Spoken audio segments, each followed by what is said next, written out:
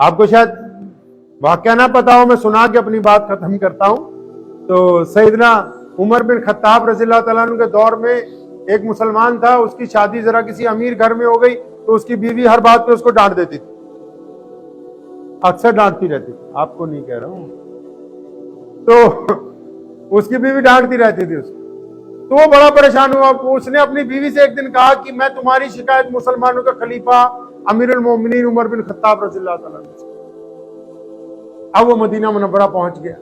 اب جن کو کوئی کام ہوتا ہے ان کو بھی وہی جلدی بہت ہوتی ہے.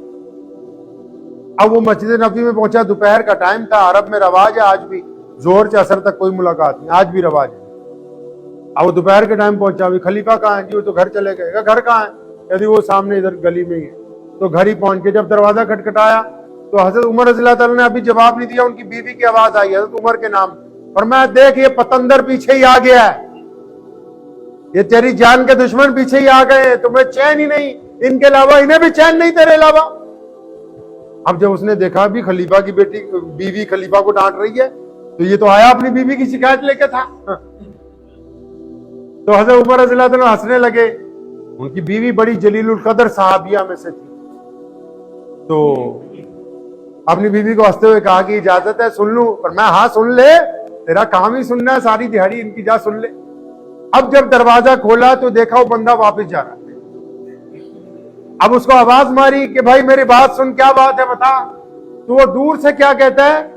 کہتا ہے میری والی تمہاری والی سے ٹھیک ہے، ہمارے حالات اتنے زیادہ خراب ہیں، جتنے تمہارے خراب ہیں اتنے ہمارے نہیں خراب.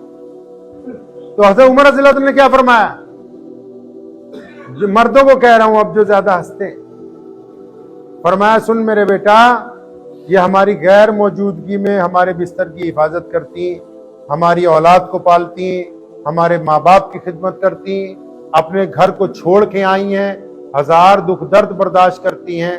اگر ہم ان کی سن لیں گے تو پھر لوگ تمہاری سنتے رہیں گے.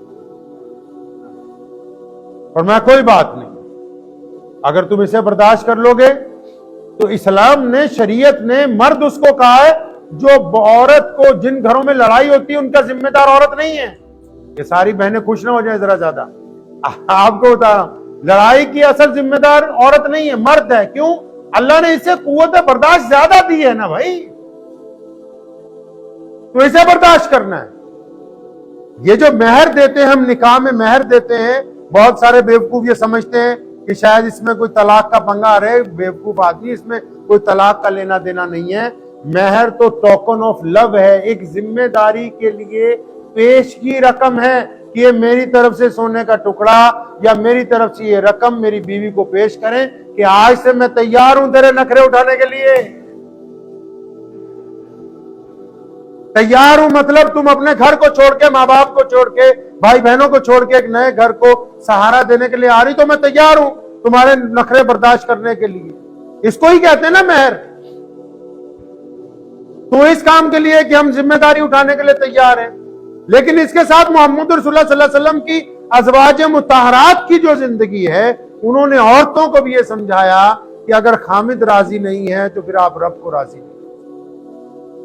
اگر آپ ناجائز معاملات میں، مرد عورت کی بیماری میں پہچانا جاتا ہے. جب عورت بیمار ہوتی ہے تو مرد کی آزمائش ہوتی ہے، اور عورت مرد کی مفلسی میں پہچانی جاتی ہے کہ جب جیب میں پیسے نہ ہو تب بھی اس کی لسٹ کم ہوتی ہے کہ نہیں ہوتی ہے. یہ گاڑی کا وہ پہیا ہے جو برابر چلیں گے تو گھر خوبصورت. طلاق لینے والے لوگ بدبخت ہیں، وہ نامرد ہیں. وہ مرد اور عورت کامل ہی نہیں ہیں جو اس رشتے کو توڑ کے چاہتے ہیں. وہ اس رشتے کو نہیں توڑ رہے، وہ بچوں کے سر سے ماں باپ کے سائے کو علیحدہ کرنے کے لیے چاہ رہے ہیں.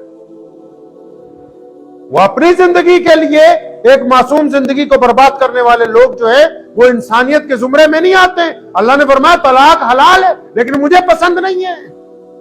جو خاندان میں مشورہ دیتی ہیں بیٹھ کے دوسری عورتوں کو، جو مشورہ دیتے ہیں، جو اپنی لڑائیوں کی وجہ سے، اپنی ضد کی وجہ سے، اپنی انا کی وجہ سے کسی کی بیٹی کی، کسی کے بیٹے کی طلاق کروانا چاہتے ہو، تم ملت اسلامیہ کے بدبخت لوگ ہو. اور کل قیامت کے دن اللہ حضور کے ہاں جواب دینا ہوگا. اتنی جلدی بخشے نہیں جانے والے.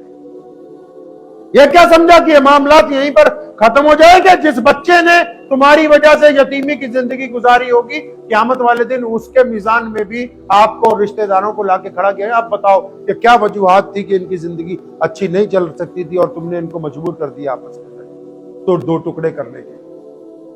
یہ کوئی مشکل کام نہیں ہے, یہ اتنا بڑا رشتہ ہے. اس رشتے کی اہمیت کوئی نہیں سمجھتے. پیچھے جائیں, قرآن پڑھیں, اور پیچھے چلے جاؤ, دنیا کا سرا نکڑ پکڑ لو. اللہ نے آدم علیہ السلام کو دنیا میں جب بھیجا, جنت میں جب بھیجا بنا کے, آدم علیہ السلام کو, ہمارے ابا کو, جو کائنات کے سب سے پہلے انسان ہیں, تو جب وہ جنت میں آئے, اللہ نے ان کو جنت میں بھیج دیا تو بڑے میاں اداس رہتے تھے, اکیلے تھے. اب پھر ایک دن اما حوا کی پیدائش ہوئی. مفسرین نے لکھا ہے اللہ نے جب پہلی خاتون کو دنیا میں بھیجا تو مکمل لباس میں تھی. اب تک جتنی عورتیں دنیا میں آئیں سب سے زیادہ خوبصورت ہم سب کی ماں اما حوا علیہ السلام. اب مسئلہ تھا رشتہ داری شروع کرنے کا,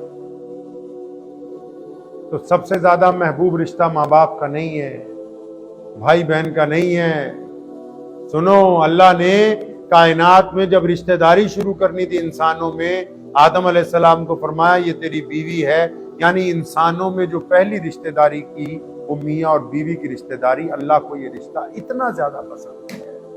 اللہ چاہتے تو ماں باپ الگ الگ پیدا ہو سکتے تھے, اللہ چاہتے تو پہلے بھائی بہن پیدا ہوتے, اللہ چاہتے تو جوڑے بنا کے بھیج دیتے, نہیں. لیکن اللہ کو یہ رشتہ ہے ہی اتنا پسند کہ کائنات بنائی تو سب سے پہلے میاں بیوی کا رشتہ, کائنات میں پہلا رشتہ, پہلا معاہدہ, پہلی سندھی آپس میں جو کی جا رہی, پہلا ایگریمنٹ, کچھ بھی نہیں ہے اس وقت. کون سا رشتہ پہلے بنایا؟ میاں اور بیوی کا رشتہ. اتنا مقدس رشتہ جسے اللہ نے دنیا کی شروعات کے لیے پسند کیا ہو, اور جن لوگوں کو اللہ نے یہ رشتہ عطا کر دیا, جن کو یہ موقع دے دیا کہ تم میاں بیوی بن کے بہترین زندگی گزارو, وہ ایک کا منہ دائیں طرف ہے, ایک کا منہ بائیں طرف ہے, اپنے اپنے واٹس ایپ پہ لگے ہوئے ہیں. ارے نالائکو, کبھی اس رشتے کی بھی قدر کرو جو محمد رسول اللہ صلی اللہ علیہ وسلم کے ساتھ ہے.